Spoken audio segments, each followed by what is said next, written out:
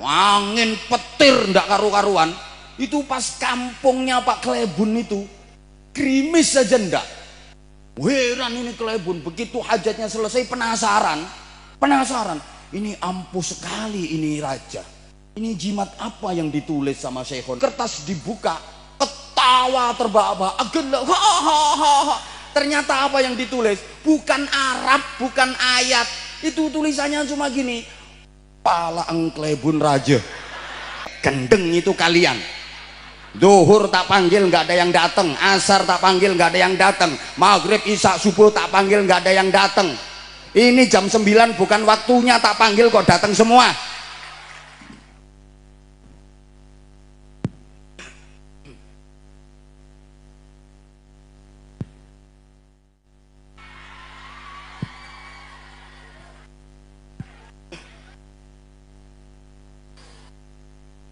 Assalamualaikum warahmatullahi wabarakatuh.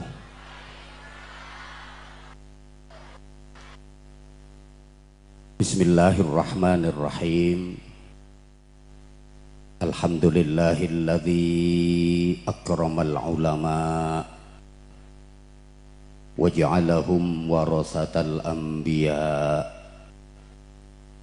Wassalatu wassalamu ala sayyidina Muhammadin imamil asfiya'i wal atqiya wa ala alihi wa ashabihi al-bararah wal fudala. Amma ba'd. Sadat al-ulama al-a'izza wal fudala, para alim, para kiai, punyai, para sesepuh, wa bi muqaddami haula fadilatil mukarram Yai Haji Abdul Hannan Nawawi,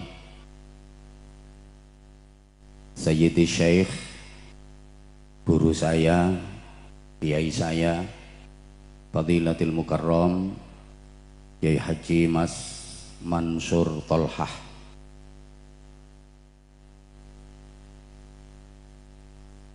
para kiai yang lain yang tanpa mengurangi rasa hormat dan ta'zim saya, tidak bisa saya sebutkan namanya satu persatu.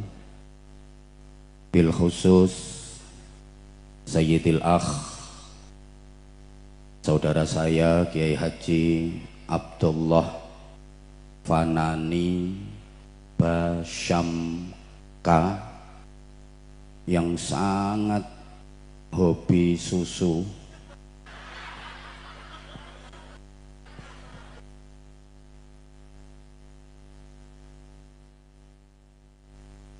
Saran saya, jangan dicampur dengan kopi, karena kalau udah dicampur dengan kopi nanti jadi kopi susu.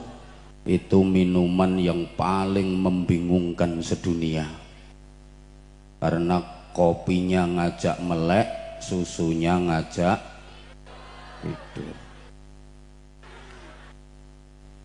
Kalau terpaksa minum kopi susu, ada aturan yang harus diperhatikan. Jangan sampai kopinya diminum, susunya dipegang.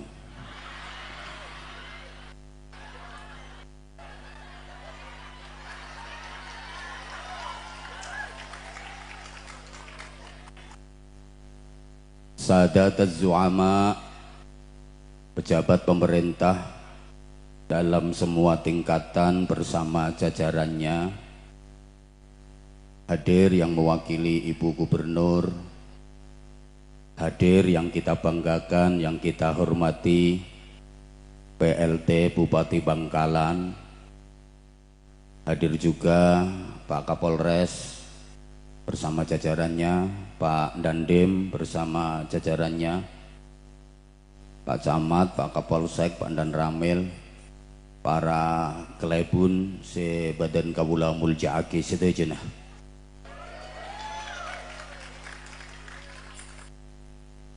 panitia, sahabat-sahabat Banser, tantretan, santreh, bapak dan ibu, seluruh jamaah, adamakumullah fi rahmatihi wa barakatihi wa ridhah. Mandar moga semuanya selalu dikaruniai rahmat, barokah dan ridha Allah Subhanahu wa ta'ala.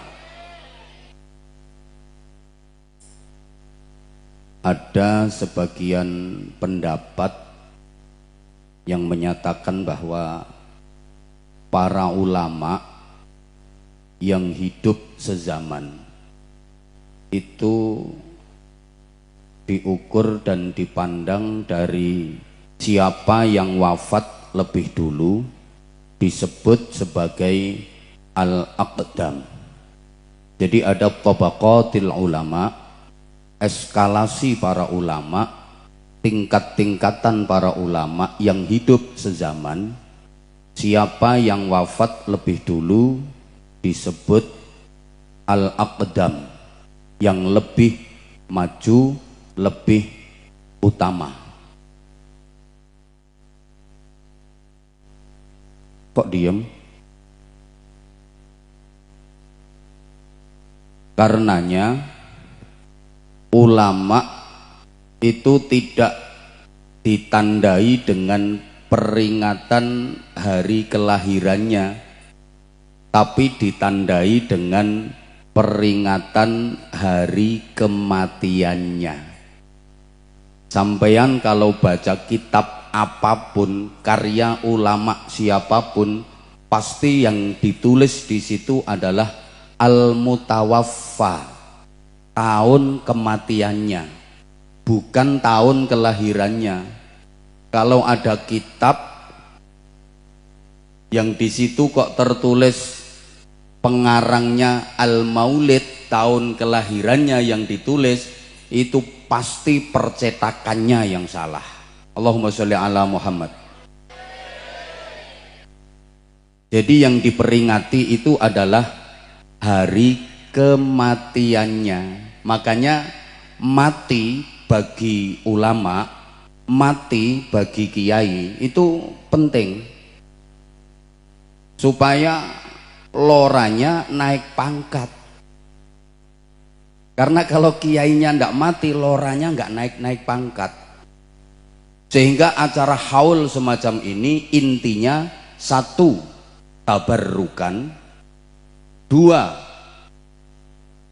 kirim doa, tiga, mengingatkan kematian, empat, selamatannya lora naik pangkat. Sebagai ukuran, para jamaah rahimakumullah, ada dua ulama besar yang sama-sama hebat, sama-sama masyhur, sama-sama ma'ruf, pada terkenalah. Cetung kenal dengan kitab karyanya yang luar biasa, namanya Ghayatul Ikhtisar, atau kita akrab menyebutnya dengan kitab Takrib. Beliau adalah Imam Abi Syuja, Syekh Ahmad bin Husain bin Ahmad Al-Asfihani. Beliau dijuluki Syihabul Millah. Setunga dikenal dengan karya kitabnya yang sangat fenomenal, Ihya'u Ulumiddin. Beliau adalah Imam Abu Hamid Muhammad bin Muhammad Al-Ghazali yang diberi julukan Hujjatul Islam. Dua-duanya hebat, dua-duanya terkenal. Imam Abu Syuja, pengarang kitab Takrib, itu lahirnya di Asfihan. Asfihan itu kota terbesar kedua di Iran setelah ibu kota Teheran. Dan Asfihan itu sekarang menjadi pusat pengayaan dan pengembangan uranium nuklir, sehingga paling ditakuti oleh Amerika Serikat. Sampai sekarang satelit keamanan, satelit pengintai Amerika Serikat itu dihadapkan ke Asfihan yang merupakan pusat pengembangan dan pengayaan uranium nuklir. Amerika Serikat negara yang hebat itu takut sama nuklir, kalah birang Madura. Nuklir masuk Madura, EDR. Jadi bakso nuklir. Ada lagi bakso granat. Malah di Surabaya itu ada rawon setan. Jadi orang Indonesia itu hebat makanannya. Molen ekakan be orang Indonesia. Tongseng ekakan. Malah ibu-ibu itu pagi-pagi kletis ditanya, ada apa bu? Kopeng gajah.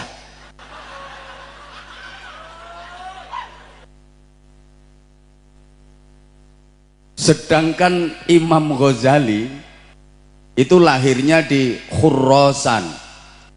Nah, satu riwayat menyebutkan Khurasan itu nanti akan menjadi tempat kemunculan Dajjal. Dua ulama ini sama-sama hebat. Imam Abu Syuja lahir pada tahun 1047 Hijriah.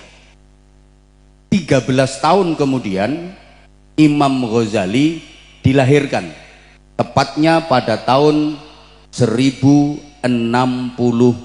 Hijriah. Jadi selisih 13 tahun lebih dulu lahirnya Imam Abi Syuja. Imam Ghazali lahirnya belakangan tapi wafatnya duluan, karena Imam Ghazali wafat pada tahun 1111 Hijriah. Usia beliau 51 tahun. Sedangkan Imam Abi Syuja wafat pada tahun 1197 Hijriah. Umur beliau sangat panjang, 150 tahun. Imam Ghazali lahirnya belakangan tapi wafatnya duluan. Ditanyakan kepada para ulama, ayyuhuma aqdam baina Abi Syuja wal Ghazali, mana yang lebih maju, lebih utama, kalau dalam bahasa sekarang lebih keren, antara Imam Abu Syuja dengan Imam Ghazali? Para ulama menyatakan Al-Ghazali aqdam. Imam Ghazali lebih maju, lebih utama, lebih keren. Kenapa? Karena mati duluan. Maka kiai-kiai kalau pengen keren silahkan mati duluan.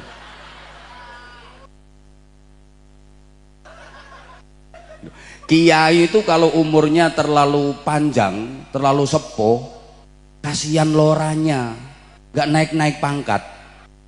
Tapi kalau terlalu pendek, kasihan juga loranya, gusnya kasihan, belum matang, belum siap untuk meneruskan estafet perjuangannya. Makanya saya paling apik ya sedeng. Kiai ini kan sedeng saya paling apik. Allahumma sholli ala Muhammad. Allahumma sholli ala Muhammad. Manhum ulama. Siapa ulama itu?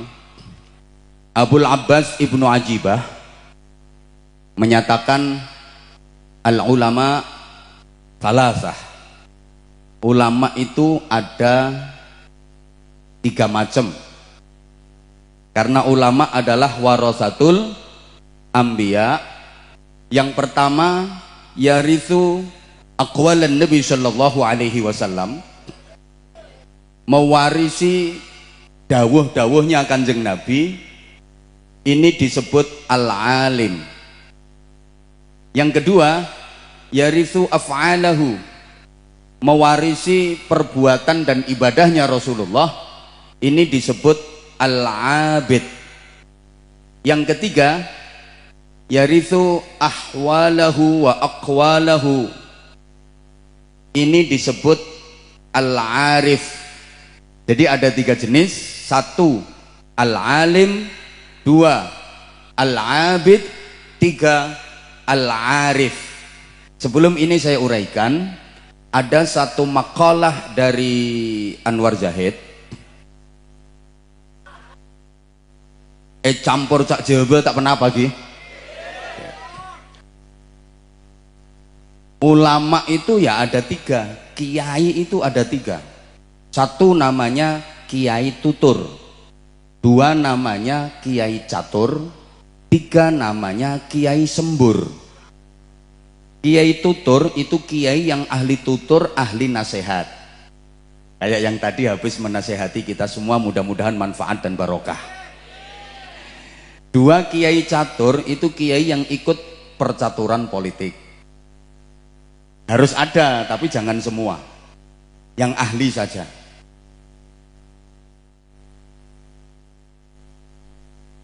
3 Kiai Sembur, itu kiai yang semburannya mandi, semburannya ampuh. Lepas dari 3 ini masih ada yang keempat, kiai nganggur. Jadi pengen jadi kiai tapi nggak punya santri, neser nih kah. Beda selebih parah, saya nomor 5 kiai ngawur. Jadi tak bisa ngaji dari kiai. Ini kan membingungkan umat nih kah. Udah, kembali ke materi. Disebut al-alim karena memang benar-benar menguasai berbagai fan dan disiplin ilmu keagamaan. Betul-betul mateng, nahwu, syarab, mantek, balaghah, usul fikih, qawaidul fiqhiyah, mustalah hadis. Udah pokoknya semua jenis ilmu dia kuasai. Hebat, alim ini namanya. Yang kedua disebut al-abid, mungkin keilmuannya nggak seberapa, tapi menonjol dalam sisi ibadahnya, top ibadahnya. Sholat itu kalau sujud sampai batuknya benjut, entah itu min asaris sujud atau min asaril karpet. Kemana-mana bawa tasbih, diputer terus, wer wer wer wer wer wer wer, kelotak kelotak, wer wer wer wer wer wer wer, astagfirullah astagfirullah, stok stok stok stok, wer, subhanallah subhanallah subhanallah, wer wer wer wer, sulastri sulastri sulastri, wer, sumiyati sumiyati sumiyati, wer, sundari sundari sundari, wer, sunarse sunarse, wer. Oke, ngapalno jenenge rondo sak Bangkalan, wer wer wer wer wer.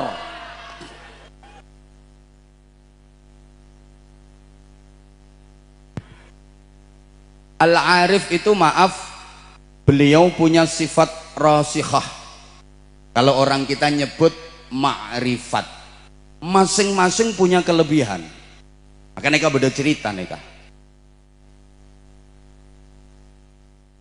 Allah yarham Fadilatil Mukarram Kiai Haji Syamsul Arifin, abahnya Kiai As'ad Syamsul Arifin, itu terkenal alim, abid, pondoknya besar, santrinya banyak, alim, abid.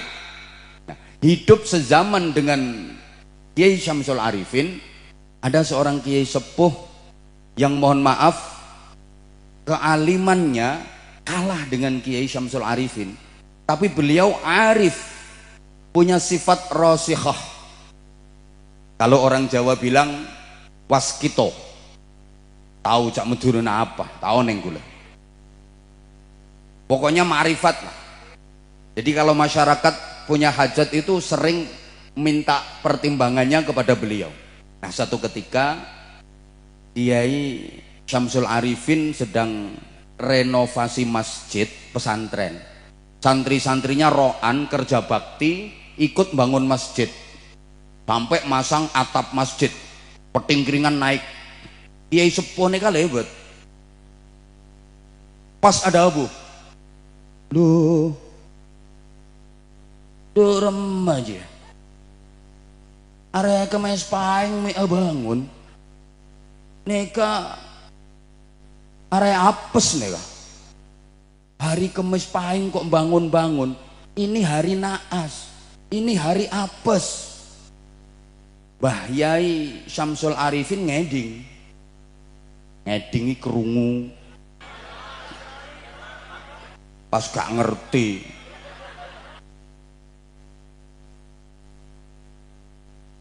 Beliau langsung respon, santri-santri yang sedang roan kerja bakti langsung diinstruksi. Jong, nak anak santri. Piye ya bahasanya ya?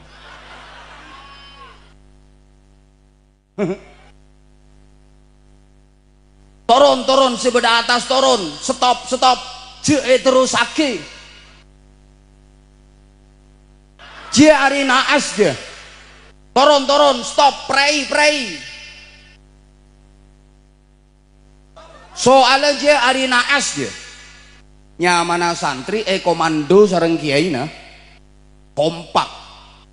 Di kiai neka remote, santri neka TV. Acara TV tergantung remote. Berhenti semua karena hari nahas. Nah, akhirnya kiai sepuh bilang, nah iya mesti nah kiai nahas abangun tak oleh jalan terus melanjutkan perjalanan. Kira-kira 300 meter sampai perempatan, Mbah Yai Syamsul Arifin langsung kasih instruksi lagi ke santri-santrinya. Jong, santri-santri, terusake abangun, terusake alakoh, terusake yuk kerja lagi. Santrinya nanya, punten Kiai, saya pun arena as nih Kang. Mbah Yai dawuh, aman, nah asa pola depak perempatan nih guys.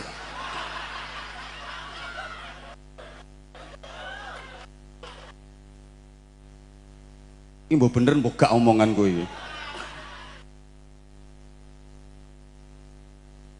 Bener Ki. Jadi ada kiai itu yang menonjol keilmuannya, memang alim, banyak kitab yang dihafal, tapi biasanya kelemahannya ibadahnya hanya ngambil yang pokok-pokok saja. Dalil pinter, ceramah pinter, tapi jarang tahajud. Contohnya saya ngomong puasa sunnah jarang, ya memang menonjol di keilmuannya. Ada yang menonjol di ibadahnya, ahli tahajud, puasa Senin Kamis rutin, zikir top, hebat, tapi nggak begitu pinter dalil. Ada yang arif, alim ndak, abid ndak, nggak alim ndak, nggak pinter. Kalau diundang ke Baksul Masail datang itu nggak bisa merumuskan masalah, nggak bisa menjawab masalah, nggak bisa menyelesaikan masalah, malah dia yang jadi masalah.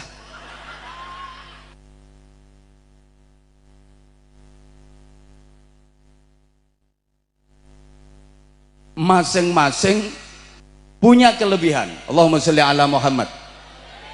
Nah, pengarang kitab Takrib Imam Abi Syuja itu luar biasa. Kitab Takrib karya beliau itu dihamesi banyak kitab, disyarahi macam-macam kitab, termasuk Kifayatul Akhyar, sehingga tidak ada seorang pun yang berani menyangkal pendapatnya Imam Abi Syuja dalam kitab Takrib itu. Kenapa kitab Takrib begitu hebat? Karena diriyadhoi, karena ditirakati. Imam Abi Syuja setelah selesai mengarang kitab Takrib, beliau menanggalkan pakaian kebesarannya sebagai ulama, alih profesi menjadi kannasu raudhatis syarifah, tukang bersih-bersih, tukang sapu raudhah makam Rasulullah dan Masjid Nabawi.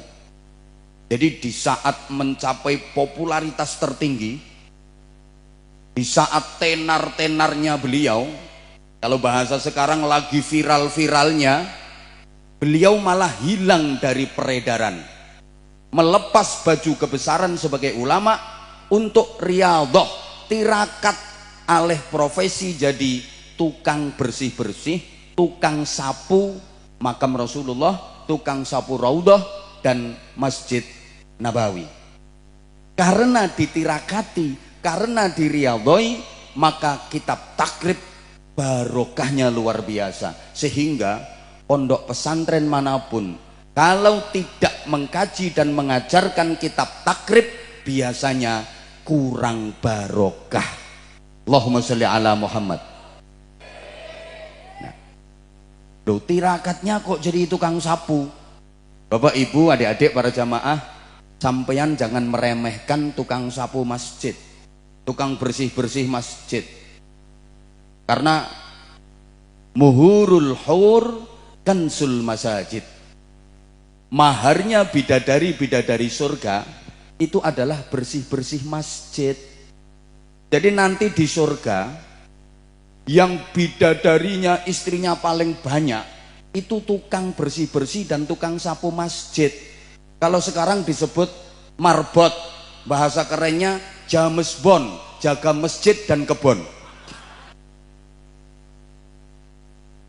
Makanya bapak-bapak setro araja boleh minta doa nang jamesbon, tukang sapu masjid itu doanya mandi, doanya ampuh, bahkan lebih ampuh daripada imam. Loh, tukang sapu masjid itu bisa jadi lebih utama daripada imamnya. Dalam kitab Fathul Mu'in diterangkan imam dengan muadzin itu lebih utama mana? Halo, lebih utama mana? Muadzin. Sampai muadzin punya keistimewaan besok di akhirat, ala manabir min nur, berada di mimbar-mimbar yang terbuat dari cahaya. Dan itu dikenali oleh Rasulullah. Karena apa? Atwaluhum a'naqan yaumal qiyamah, lehernya panjang-panjang, lanjeng-lanjeng nih kalau lehernya. Tukang adzan, tapi yo gak kaya banyak ngono. Pas mbok anggap kaya jerapah. Panjang tapi apik. Lho kok utama muadzin? Iya, karena muadzin ibarat kendaraan umum itu yang cari penumpang. Imam kan datang jamaah udah siap, penumpang udah penuh, imam itu sopir. Penumpangnya udah penuh, imam datang, jamaah udah siap, imam tinggal sawu sufufakum. Iki oneng tak gak ya wong-wong ini? Luruskan shaf, rapatkan shaf. Imam kan udah terima jadi, betul? Betul? Nah, makanya ada cerita. Udah kiai sepuh, ntar ngimamin dek masjid jami. Di tengah jalan ketemu cewek, ceweknya ditanya dari mana, ndoknya bang, hah? Ya wis ngono iku kaya lambemu iku. Dari salon Mbah Kiai. Ngapain ke salon? Habis rebonding. Nah kiainya kan nggak ngerti rebonding itu apa. Rebonding itu apa? Ini ngelurusin rambut Mbah Yai, bahasa gaulnya rebonding. Oh, ngelurusin itu rebonding ya.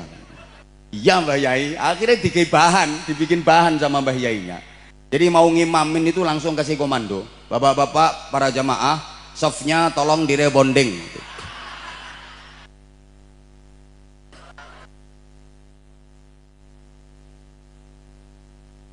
Meluruskan dan merapatkan soft barisan sholat jamaah itu penting. Untuk apa?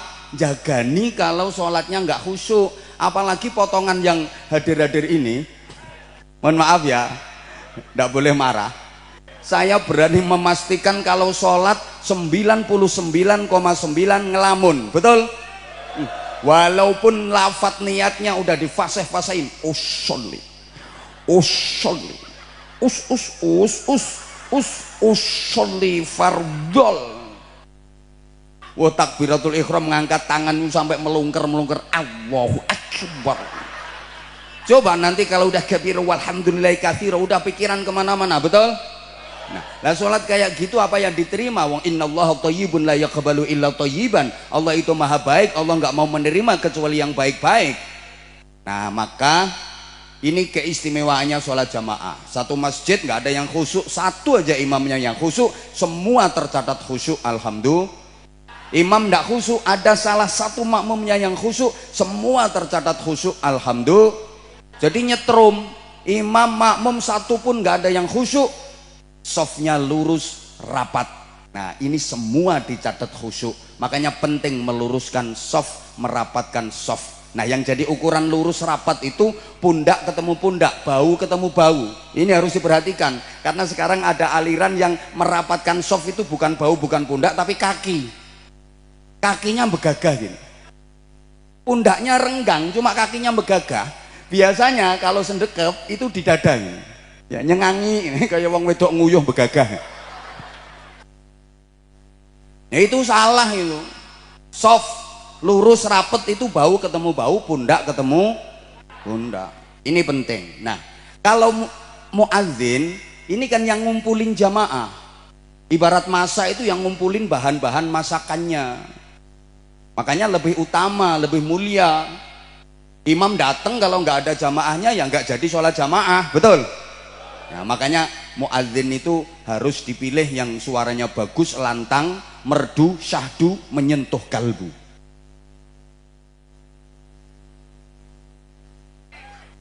Kan ada cerita itu. Ada muadzin azan duhur dikumandangkan, jamaah nggak ada yang datang. Asar azan nggak ada yang datang ke masjid. Maghrib azan nggak ada yang datang ke masjid. Isya azan kenceng banget nggak ada yang datang ke masjid. Subuh azan nggak ada yang datang ke masjid. Udah ditambahi zikir sholawat. Subhana Allahil azim. Setengah jam nunggu jamaah nggak ada yang datang. Ada 2 orang ke kamar mandi krecek, dikira mau ikut jamaah, ternyata nguyuh tok. Habis kencing keluar lagi. Allah ya karim. Akhirnya ini muadzin marah. Jam 9 pagi azan. Dikenceng-kencengin. Allahu Akbar, Allahu Akbar. Wah, begitu ada azan jam 9 pagi, orang sekampung datang berbondong-bondong ke masjid sambil bawa pentungan. Ini tukang azan di demo ini. Ya. Kamu gendeng ya? Jam 9 pagi azan kenceng kayak gitu, ngajak sholat jamaah apa kamu? Marah-marah orang sekampung. Kata yang azan, yang gendeng itu kalian.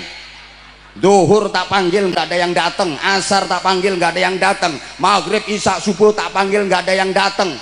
Ini jam 9 bukan waktunya tak panggil kok datang semua. Kesimpulannya podo gendenge. Makanya yang azan itu yang suaranya muda ini, yang vokalis-vokalis yang bagus-bagus suaranya itu loh. Soalnya ini udah jadi tradisi dan budaya di masyarakat kita, nggak di Jawa, nggak di Madura. Yang bagian azan itu rata-rata udah bau kuburan. Terutama subuh. Masya Allah, wong nyari penumpang kok. Kamal, Kamal. Sumenep, Sumenep. Nyari penumpang semangat. Menep, Sumenep, Sumenep. Kosong, kosong. Tojuk, tojuk, tojuk. AC, AC, AC. Masa tajuk, tajuk. Ini yang muda ini. Zaman Rasulullah aja muadzin itu dipilih, diseleksi. Terpilihlah 2 orang sahabat yang emang suaranya paling keren. Satu Abdullah bin Ummi Maktum, 2 Bilal. Pilih yang muda. Kalau perlu diawali dari tarhim. Assalatu wassalamu alaik ya imam al-mujahidin. Kayak masjid sini kan tarhimnya enak, betul? Percaya wong radio.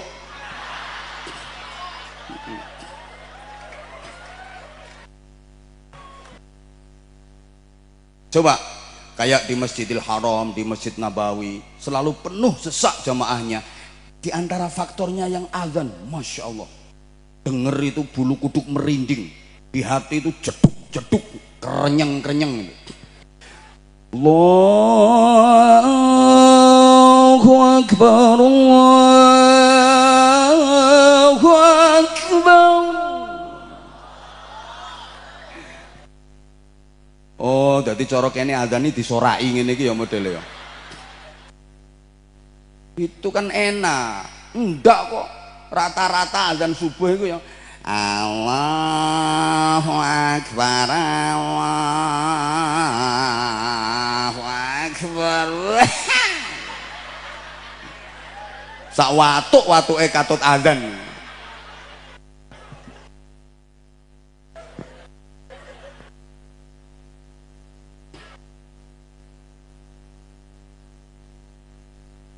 Udah, saya lanjut. Jadi Imam Abi Syuja Riyadhah nirakati kitab takrib kurang lebih 96 tahun. Jadi tukang sapu, tukang bersih-bersih di makam Rasulullah, di Raudhah, di Masjid Nabawi. Makanya hebat. Maaf, ya santri sekarang itu pada nggak mau tirakat. Sak ustate, sak kiyaine. Guyumu kok kaya mangkel ngono modele.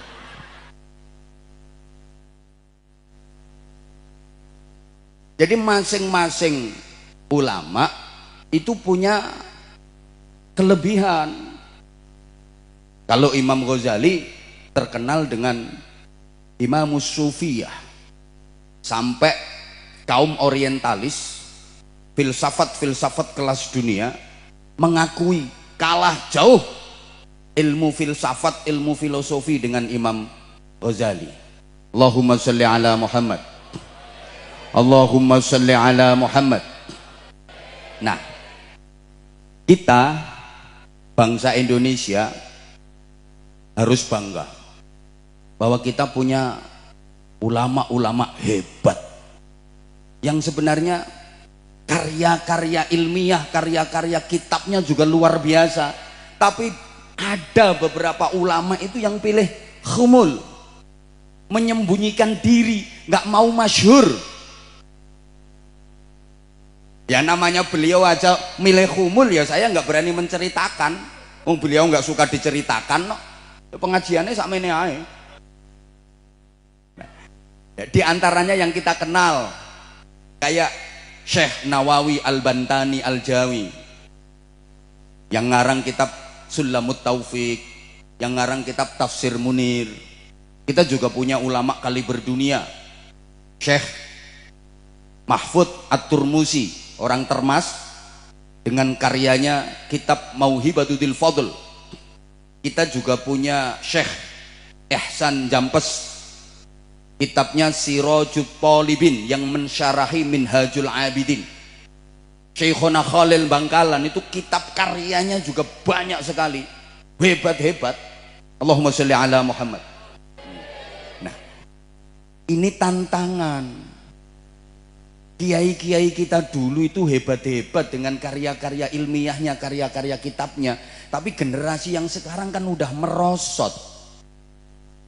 Bahkan yang kita kaji sekarang itu karya ulama-ulama sana. Coba adik-adik santri kalau lagi ngaji nahwu, kitab Alfiyah, itu karangannya siapa? Itu karangannya Syekh Muhammad Jamaluddin bin Abdullah bin Malik Al-Jayyani Al-Andalusi. Andalusia itu orang mana itu? Orang Spanyol yang ngarang Alfiyah Ibnu Malik. Bener yang Kamal, orang Spanyol.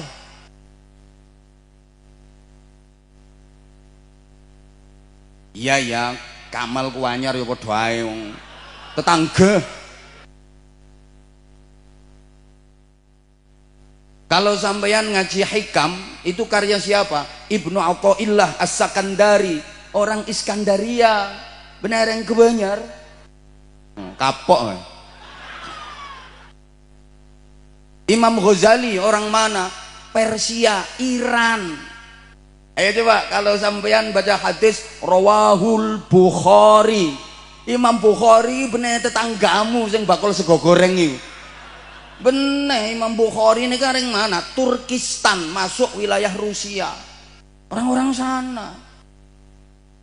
Kalau orang kebanyakan ngarang kitab, paling kitabnya Bidayatul Gule wa Nihayatus Sate.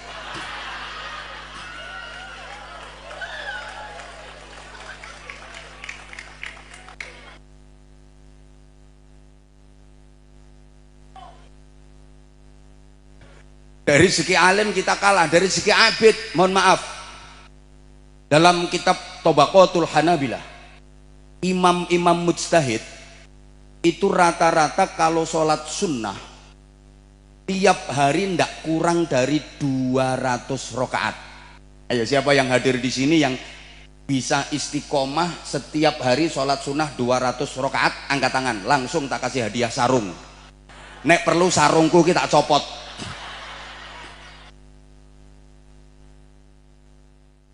Jadi ilmu betul-betul diamalkan. Kalau kita kan enggak, kadang ilmu aja, amal enggak. Ada santri itu cerdas, pinter, ujian nilainya bagus, ujian nahwu nilainya 9, ujian tafsir nilainya 9, balaghah nilainya 9, ujian fikih nilainya 9, tapi sholat subuhnya juga jam 9. Nah itu orangnya ketawa itu. Usolli fardhu subhi raka'ataini mustaqbilal qiblati kawanan lillahi ta'ala.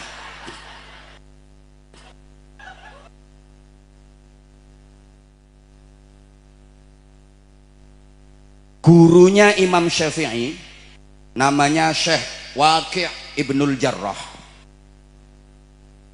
Itu kalau mau nulis kitab yang di situ dituliskan hadis sangat-sangat selektif.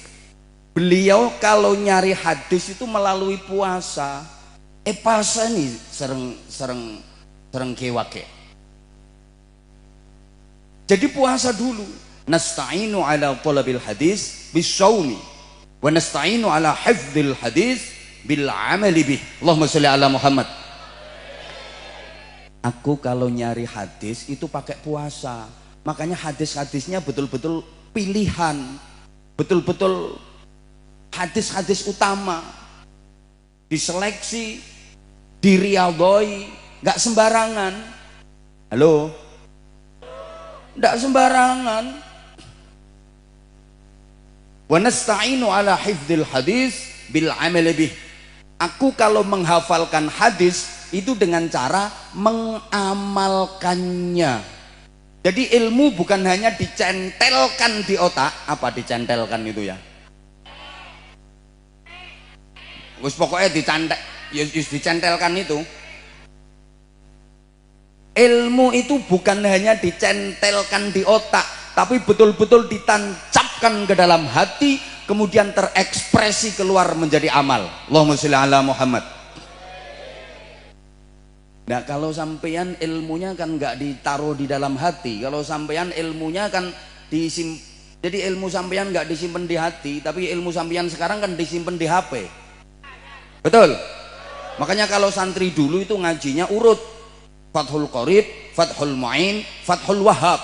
Kalau santri sekarang benar Fathul Wahhab tapi Fathul WhatsApp, Raudatul Facebook, Kifayatul Instagram, Hidayatul Twitter, Nihayatul TikTok. Sanad keilmuannya nyambung sampai Fadilatil Mukarram Syekh Google radhiyallahu anhu. Jadi torikohnya torikoh internetiyah.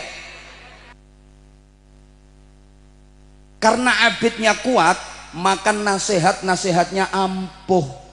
Kiai dulu itu kalau kasih nasihat nggak lama, sebentar dan sedikit, tapi asarnya, pengaruhnya dalam membawa perubahan ke arah yang lebih baik benar-benar jitu. Jadi ada anak nakal 20 orang ngumpul di sini, anaknya ini pas ngumpul di sini. Jadi 20 orang nakal semua ngumpul di sini. Ini 1 2 3 4 5 6 7 8 9 10 11 20 itu pas. Sama kiai dulu itu dinasehati suruh berubah, suruh jadi baik. Nasihatnya cuma 5 menit. Itu besok yang 19 insaf sadar, tinggal 1 orang saja yang nakal. 19 orang bareng-bareng sowan ke kiainya. Atau sekalangkong kiai, kanca-kanca gula sih nakal-nakal 20 orang, semakin pola insaf situ aja. Kare setung sih nakal kiai. Caipun kiai napa? Di nasi setung nika kaanggui bakar-bakaran neraka guys. Ngono jadi. Yang satu nggak apa-apa, kayak obong-obongin neraka. Neraka juga butuh bahan bakar kok. Nah kalau nggak ada yang nakal itu nanti nerakanya nggak nyala itu nanti. Harus ada bahan bakarnya koyok sing dongsong-dongsong ngono kae. Allahumma sholli ala Muhammad. Allahumma sholli ala Muhammad. 20 orang nakal dinasehati 5 menit saja. Besok yang 19 sadar, insaf, yang nakal tinggal 1. Kalau sekarang ada 20 orang nakal dikasih ceramah sama Anwar Zahid 2 jam, besok yang nakal jadi 21 karena ketambahan yang ceramah. Guyumu kok kaya setuju no modelnya.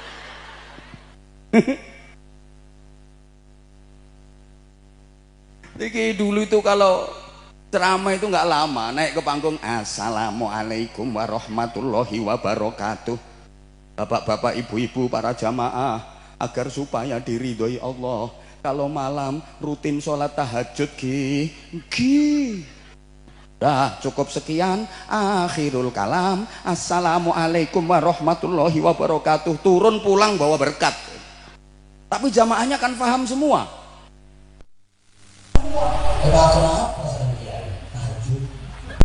Kiainya gila ada pun apa? Tahajud. Itu aja oneng. Lah sekarang kalau diceramai tadi loh hampir 1 jam sama kiai tadi, coba yang sampean ingat apa coba? Paling susu itu. Liyane wis ora eling kabeh wisan. Kok kalah sama yang 5 menit? Halo. Halo. Bukan salah dalilnya, bukan salah ayatnya, bukan salah hadisnya, tapi kalah isyahadur ruh, isyahadun nafasnya sama Allah. Allahumma sholli ala Muhammad. Campur cak Jawa tak kenapa ki? Kula pas kaengak kula.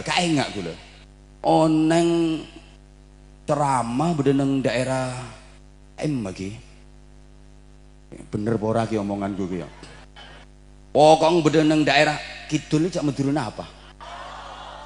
Hah? Laok je lor. Mon lor apa? Hah? Deje. Oh, lor deje. Itu lauk. Kulon berek. Etan temor. Deje, berek, lauk, temor. Hanya bahasa Madura ki mbuh. Bahasa paling unik sedunia. Dulu waktu penentuan bahasa itu kebetulan delegasi Madura itu orangnya nggak bisa bilang R, makanya di Madura nggak ada R. Itu loh, air yo aeng.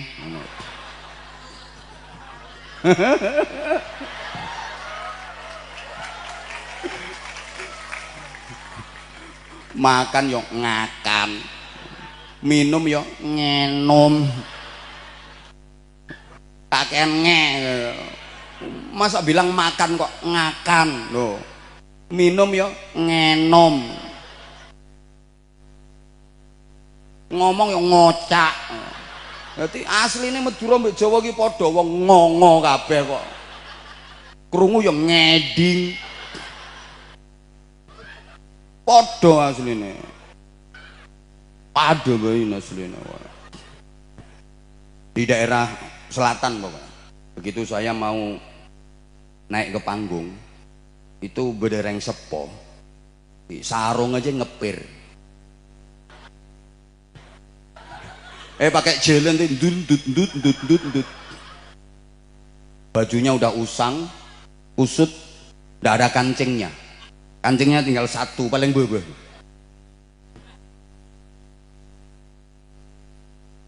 Itu peristiwa unik, tidak pernah terlupakan oleh saya. Begitu saya naik panggung, saya yang paling nggak suka itu MC-nya. MC pengajian kayak MC dangdut. Hadirin yang berbahagia, tibalah saatnya acara yang kita nantikan bersama, ceramah agama Islam yang akan disampaikan oleh mubalik yang sedang naik daun. Aku dianggap ular keket ya. Naik daun. Al-Mukarram Kiai Haji Anwar Zahid. Kaya penyiar tinju. Saya mau nek panggung ngawe nih ngene. Ayo sopo sing ngajak anteman nih aku ngene. Begitu saya ngene. Saya didekati sama orang sepuh tadi, dirangkul sambil dinasehati, dikit banget nasihatinya ke saya. Pakai cak Jawa. Gus, nek pidato sing ikhlas nggih. Ngono tok. Jadi saya disuruh ikhlas berpidato. Gus, nek pidato sing ikhlas nggih. Nasihatnya cuma gitu, mancep ke hati saya. Saya ceramah itu kacau. Gara-gara keinget, Gus, nek pidato sing ikhlas nggih. Wis pokoknya dalil wis lali kabeh, klopain kabeh kok. Habis ceramah ramah tamah. Tuh makan itu ndak kolu saya. Bener. Soalnya saya mau nyendok itu di piring itu terbayang-bayang dia terus ngomong, Gus, nek pidato sing ikhlas nggih. Saya itu berpikir nasihat yang hanya gitu kok begitu kuat mancepnya di hati itu. Saya pulang naik mobil itu perasaan orangnya duduk di sebelah saya dibisikin, Gus, nek pidato sing ikhlas nggih. Masya Allah mancep betul. Sampai engkau tedung mempeh ketemu sama dia dalam mimpi, perasaannya aku digandeng, dirangkul, diomongi, Gus, nek pidato sing ikhlas nggih. Nggak ada qala ta'ala, nggak ada qala nabi, cukup Gus, nek pidato sing ikhlas nggih. Saking ampuhnya mau idhohnya orang tua tadi, Bapak Ibu para jamaah, Masya Allah, saya habis dikasih mau idhoh yang cuma Gus, nek pidato sing ikhlas nggih. Itu hampir 4 bulan saya diundang ceramah kemanapun, nggak pernah mikir amplop, nggak pernah mikir sangu transport, sama sekali nggak mikir. Tapi itu udah lama itu peristiwa itu, lama wis. Udah lama itu. Dimen. Lama wis ana. Saiki yo mikir kok. Itu udah lama itu, udah lama.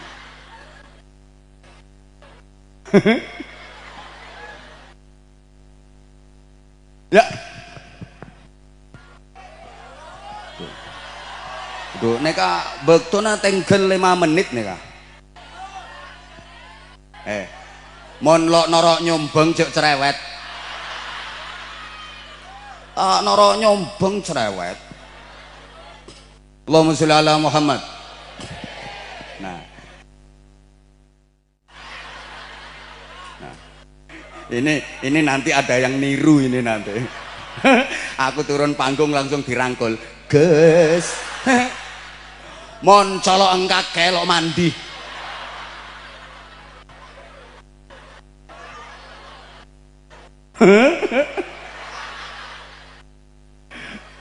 Ya wis, aku ngomong salah ya wis kok.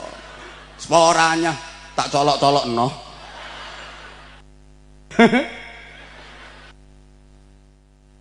Ayo sekarang dari segi arifnya kita juga kalah. Ngocah apa itu? Lo ngeding kok. Ini sekonek kula neng jam Madura. Makanya aja macem bisa kok. Ibu ada toron Madura sengkok nih kan. Allahumma sholli ala Muhammad. Dilanjut. Ini nanti sampai jam berapa? Sampai jam berapa? Jam 1 kuat? Jam 2 kuat? Yakin? Oke, sampean di sini sampai jam 2, aku pulang duluan. Me anjunan pucet nih kah? Nje lo apa? Begitu berdiri bangun dikibaskan sarungnya kerotok.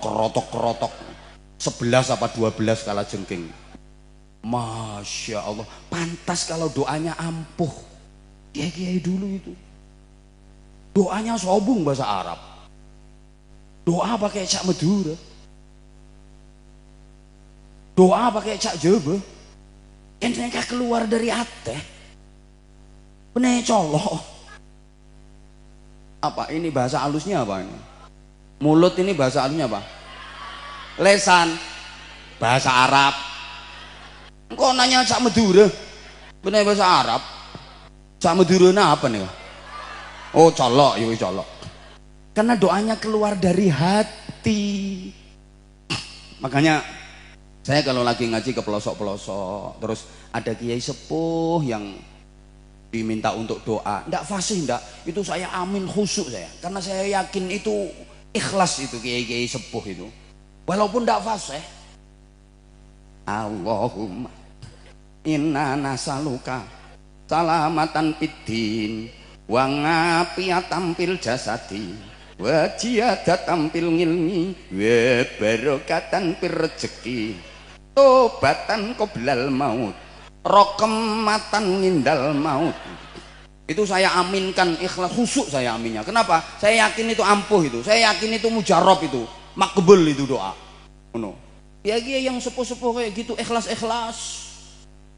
daripada yang sekarang klimis-klimis itu fasih. Yang model-model sekarang fasih Rabbana Atina fid dunya hasanah wa fil akhirati, sampai indil-indil perotol. Aku males ngamini, males. Kenapa? Ya karena yang model kayak gitu biasanya udah pinter bikin proposal, berani ngerubah kwitansi. ya mustajabah dari mana?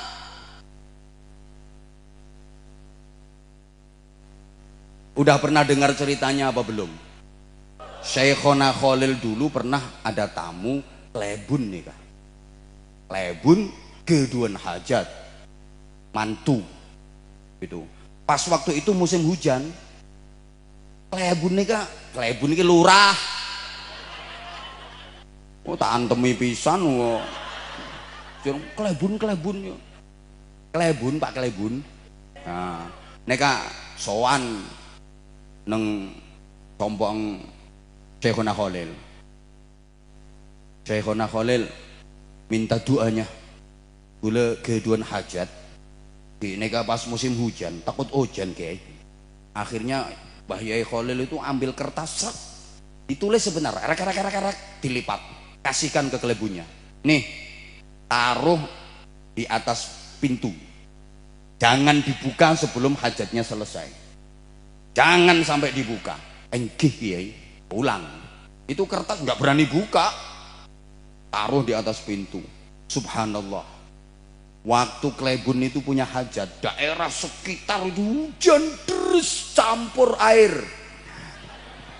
Lah ya hujan campur air, angin petir ndak karu-karuan. Itu pas kampungnya Pak Klebun itu gerimis saja ndak. Heran ini Klebun, begitu hajatnya selesai penasaran. Ini ampuh sekali ini raja. Ini jimat apa yang ditulis sama Syekhona Khalil? Apa yang ditulis ini surat ikhlas apa surat gak ikhlas? Ayat kursi apa ayat meja?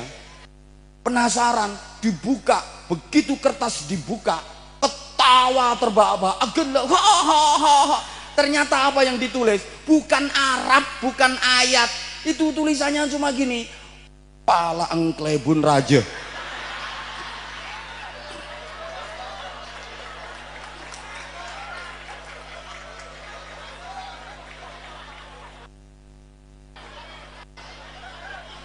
Masya Allah, bisa untuk tolak hujan palang klebun raja. Sesok tiruo, kalau ada hujan tulis palang klebun raja. Nyingkir itu hujannya itu.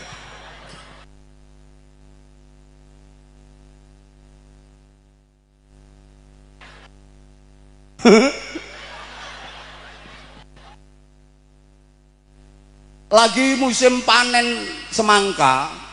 Wah ini Bangkalan itu lagi musim panen semangka. panen semangka terus harganya mahal, seneng petani-petani semangka, tapi banyak maling. Tiap malam itu yang nyuri semangka di sawah-sawah itu puluhan maling. Resah ini warga, sowan ke Kiai Khalil Bangkalan, sowan ke Syekhona Khalil Bangkalan, ini banyak maling ya Syekhona, banyak maling. Syekhona Khalil itu lagi ngajar nahwu, santri-santrinya, pas menerangkan fi'il fa'il koma zaitun, koma berdiri pesera zaitun zaid.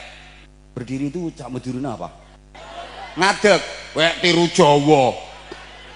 Koma nadeg pesera zaitun zaid. Pas ini orang-orang datang, Bagi Kiai minta doanya Bagi Kiai supaya maling-malingnya ketangkep.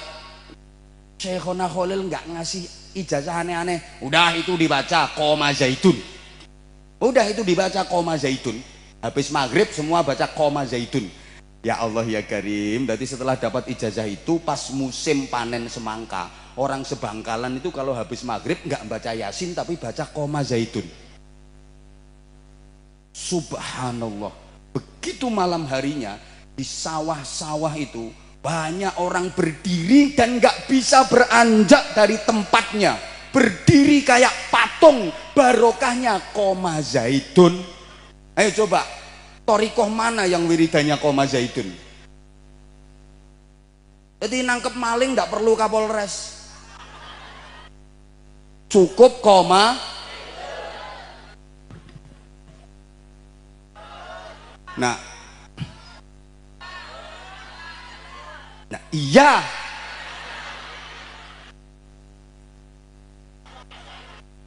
orang binek mon kerasa enak terus.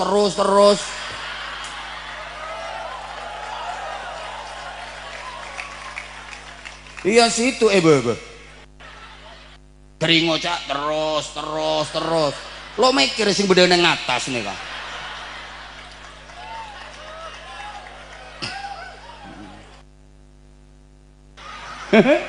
I love you semuanya, I love you.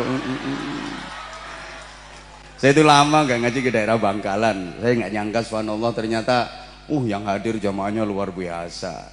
Ternyata fanku banyak juga ya ternyata. Aku jadi makin sayang sama kamu. I love you semuanya, I love you.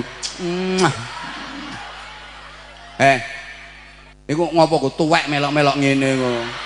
Mentua tak usah rok-norok iya dah. Nek kanggo isih muda nek kisbai. Lah tuaan kuwi.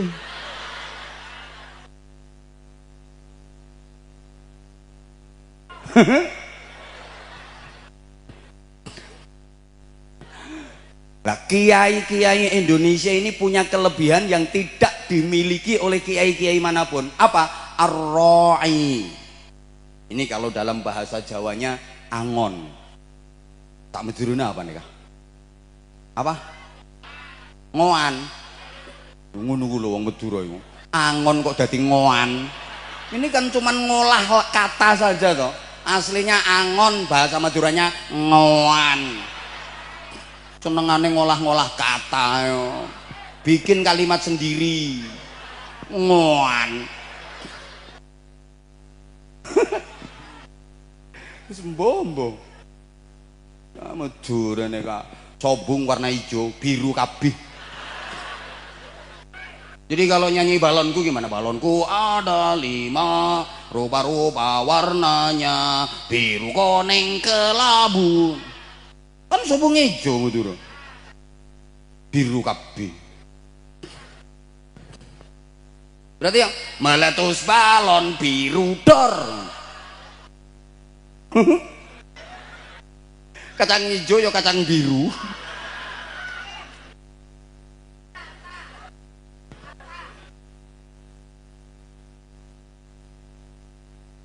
Pinter ngoan masyarakat. Ini kehebatan para kiai-kiai di Indonesia. Jadi pandai mengoan masyarakat. Ngoan.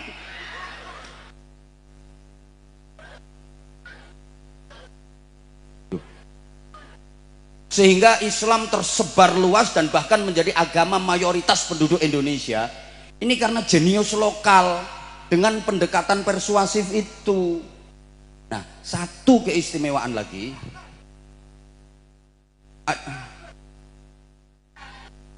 oh ya, karena punya sifat ar-ra'i, sak medurene ngoan,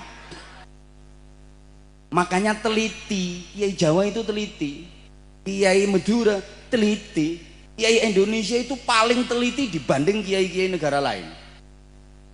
Kitab Koneng, kuning ya koneng, kitab Koneng, nek tulisan nih kene, mungkin apa mungkin?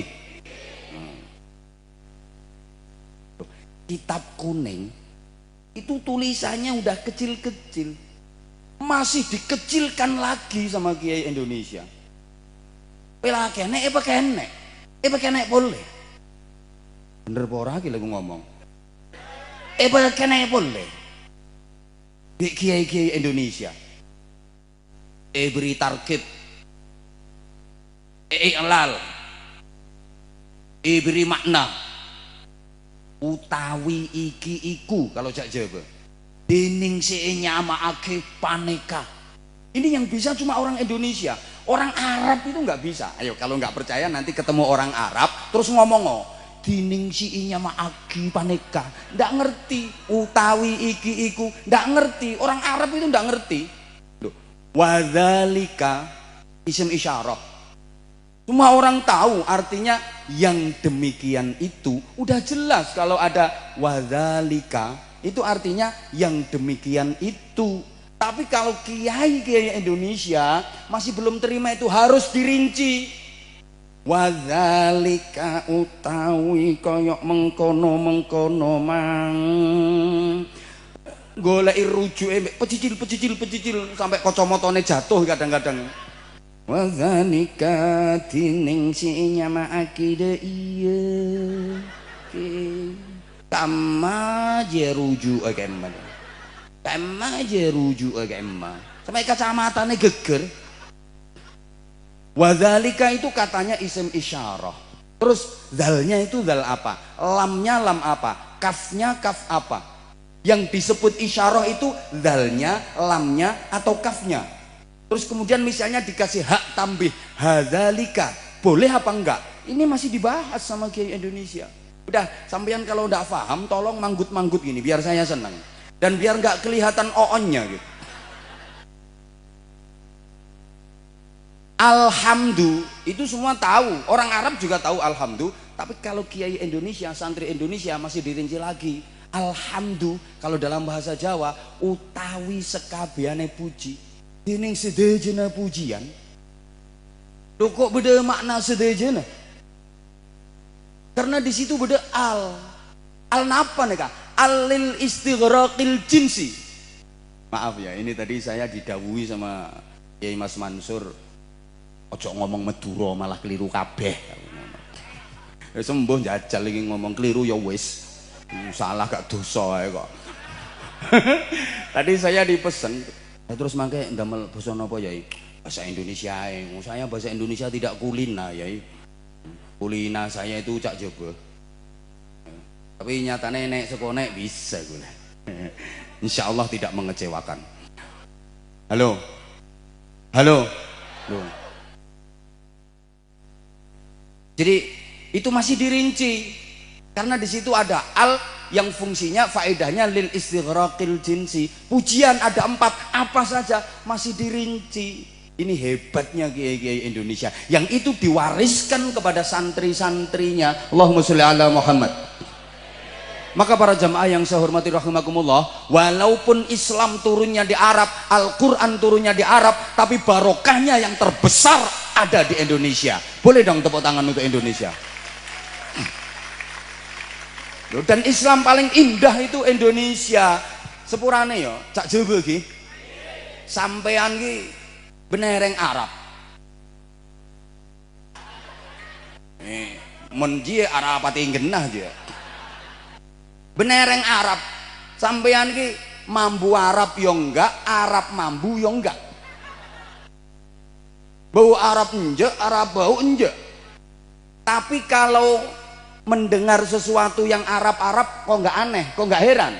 Kitab kuning yang bahasa Arab, Al-Quran yang bahasa Arab kita baca biasa, nggak heran, udah menyatu dengan kita. Dengar azan bahasa Arab biasa, kita nggak merasa aneh. Allahu Akbar, Allahu Akbar. Malah kalau dirubah bahasa Madura jadi aneh. Allah Maharaja, Allah Maharaja. Tak iya. Beda tak iya.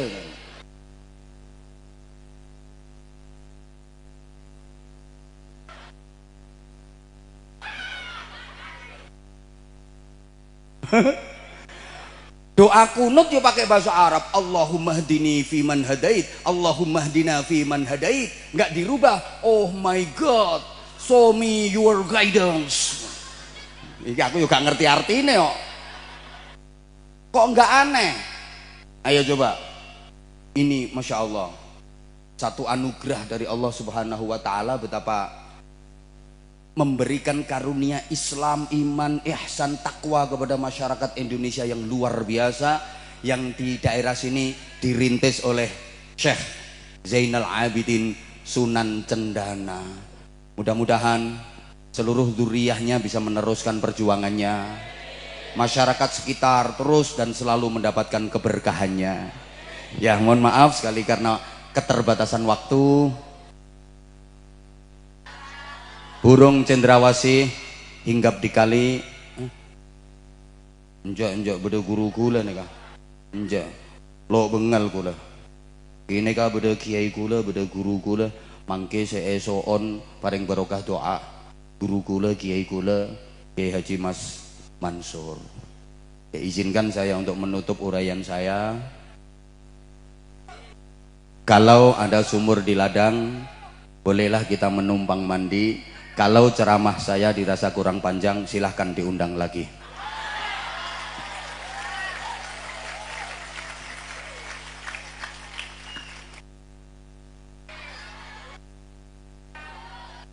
Hidup terasa menyakitkan tanpa hadirnya seorang kekasih.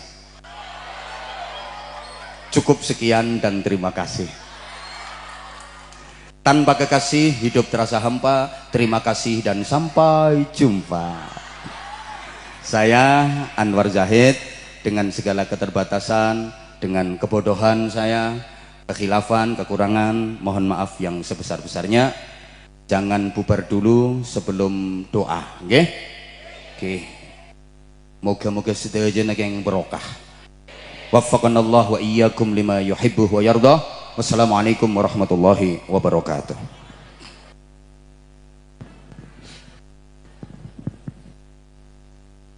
Kepada beliau Kiai Haji Anwar Zahid kami sampaikan terima kasih. Berdasarkan permohonan beliau, maka acara ditutup dengan doa nyoon barokanah Hadratul Mukarram Hadratul Syekh Kiai Haji Mas Mansur sederi Sorbeja de selerana abdina ngaturaki.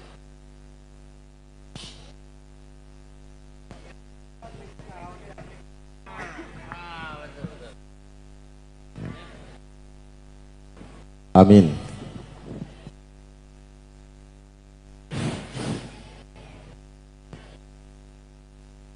Aja kenta. Betul pun kamban kenta.